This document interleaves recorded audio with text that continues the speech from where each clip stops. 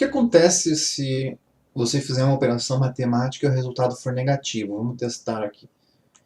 Resultado, vamos criar uma variável, 4 menos 10.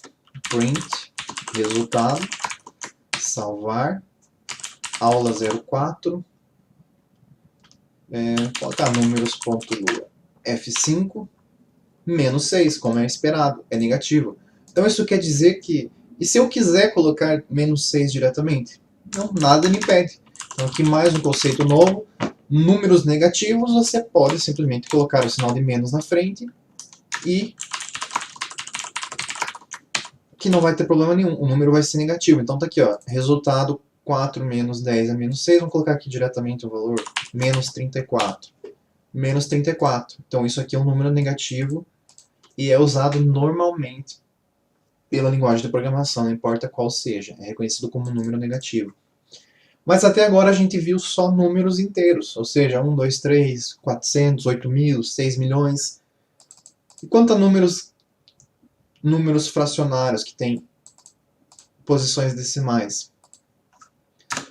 Bom, é simples, você digita com um ponto, ou seja, é alguma coisa, ponto alguma coisa. Vamos lá, número real, vou colocar aqui 45.5, print, resultado,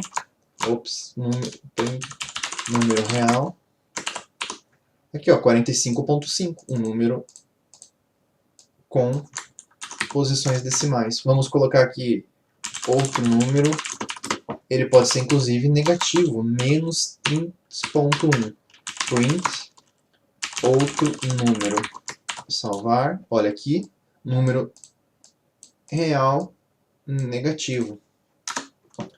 E se eu quiser mais de uma casa decimal, sem problema, você pode ter várias casas decimais. Vamos colocar aqui π, vamos simular o número π, 3.14 e daí vai embora alguma coisa aqui, né? Eu não lembro de cabeça, então se alguém lembrar de cabeça, só me tirar sarro do meu erro e corrigir, mas de qualquer forma está aqui, ó, 3.14 alguma coisa, mas olha o que aconteceu.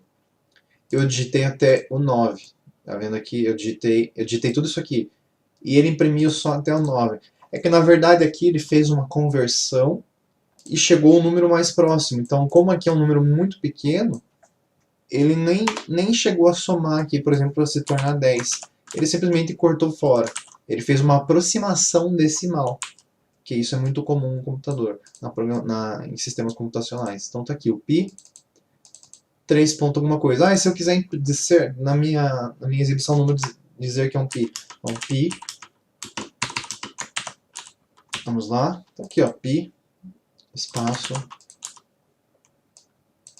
π 3.14. Você pode também toString, mas não é obrigatório. Como a gente falou na aula anterior, o toString é para converter valores booleanos e outros valores que não podem ser explicitamente convertidos para texto.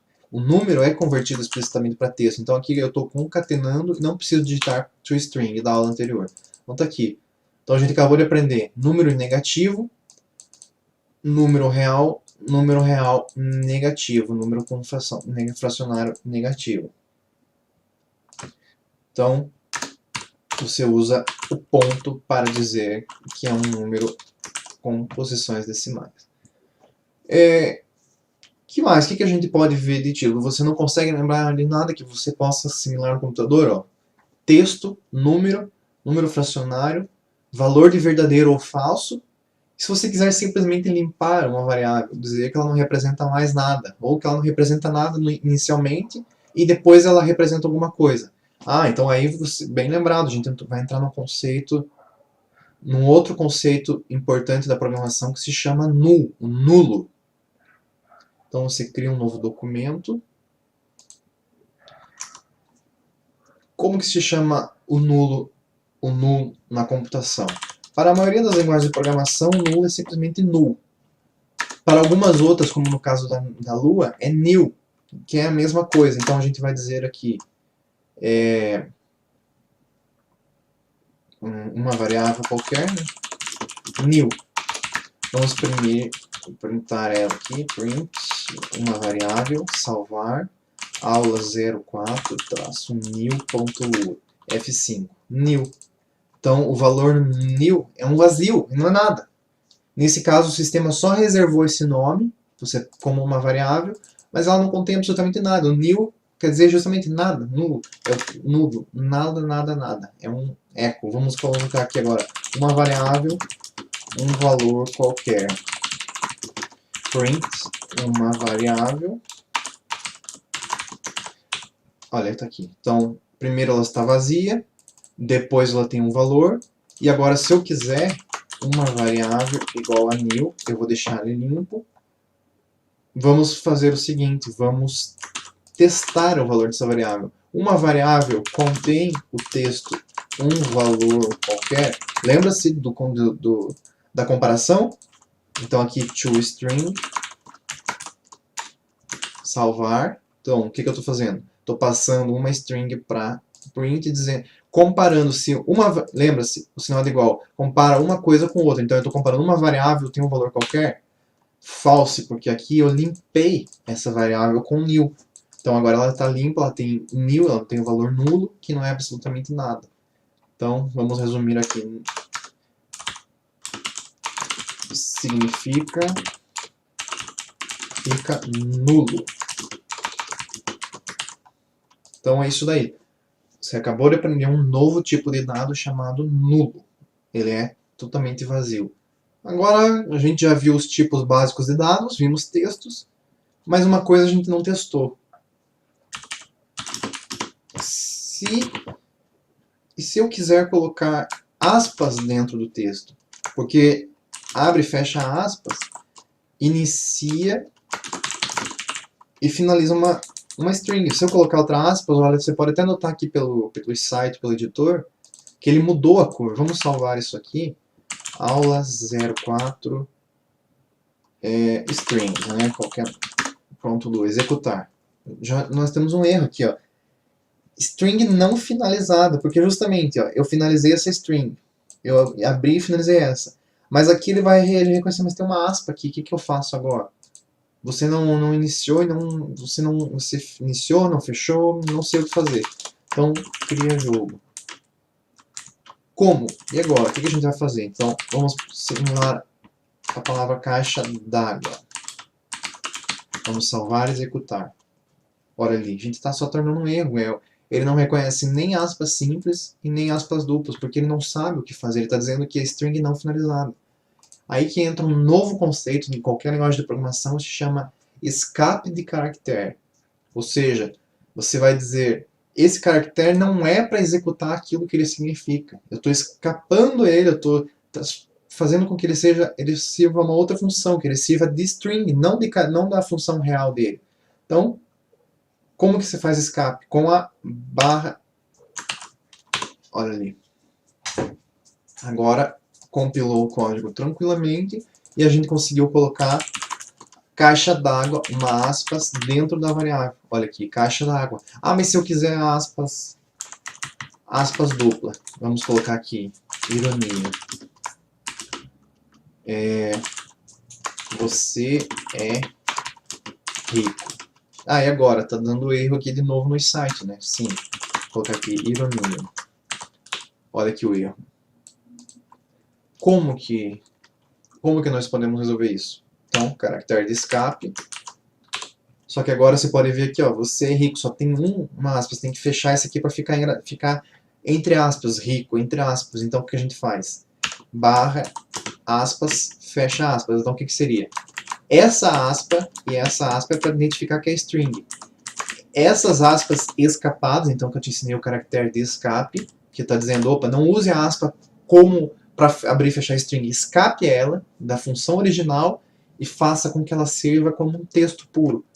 Essas barras, então, como você viu, elas não são impressas, elas servem como um caractere especial para escapar. Então tá aqui, você é rico, vamos salvar, imprimir, olha aqui, ó, ficou entre aspas, assim como aspas simples.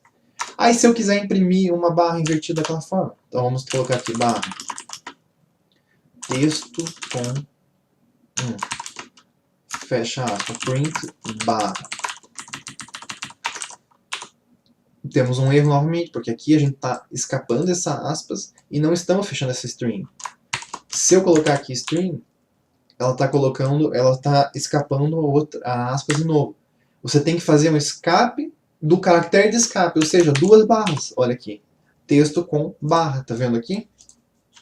Então, texto com barra. Ó, então aqui a gente está escapando a aspas simples, aqui escapando a aspas duplas e aqui escapando a própria barra. Como o caractere de escape é um caractere especial, nós temos que colocar ele 2 vezes para escapar ele mesmo. Aí se eu quiser imprimir qualquer outro caractere especial, uso o caractere de barra invertida. E no caso do... Então agora a gente viu esses caracteres de escape. Como que eu faço para imprimir uma nova linha numa própria string, sem precisar ficar criando várias strings? Então vou colocar aqui várias linhas, texto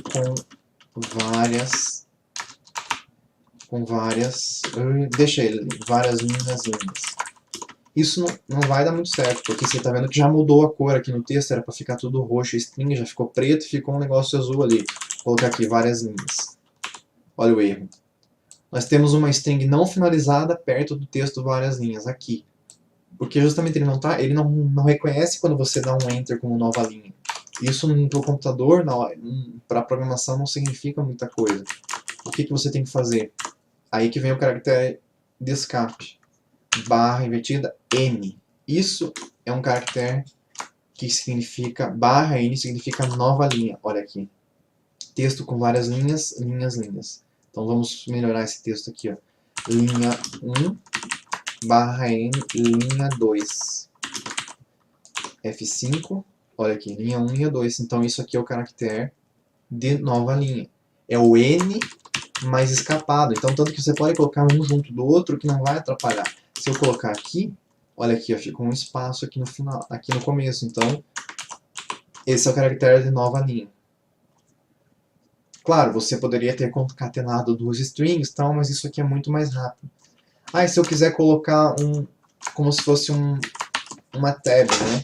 Uma tabulação, o que eu vou fazer? Tabulação barra T. Tabulação antes de mim. Print tabulação. Olha aqui, tá vendo? Tem uma tabulação, como se fosse um novo parágrafo nesse texto. Então é o caractere especial barra R. Nós temos um outro caractere que é normalmente usado, que é o de retorno. Ou seja, se aqui a gente iniciou uma tabulação, o cursor está aqui, mas a gente pode retornar ele para a posição inicial. Nesse caso você usa barra R. Retorno. Vamos colocar aqui TR. Retornei. Print retorno. Olha aqui. Vamos descer. Tá vendo aqui que a tabulação não adiantou de nada, porque a gente primeiro deu uma tabulação, mas retornou ela para a posição inicial. Então pode ser útil para você quando você precisar de alguma maneira retornar o cursor de exibição de texto. Olha aqui. Ó. Retornou para a posição inicial. Ele ia ficar numa tabulação igual ao texto anterior, mas ele retornou, então vamos deixar aqui, barra T, barra R. Então esses são os caracteres de escape.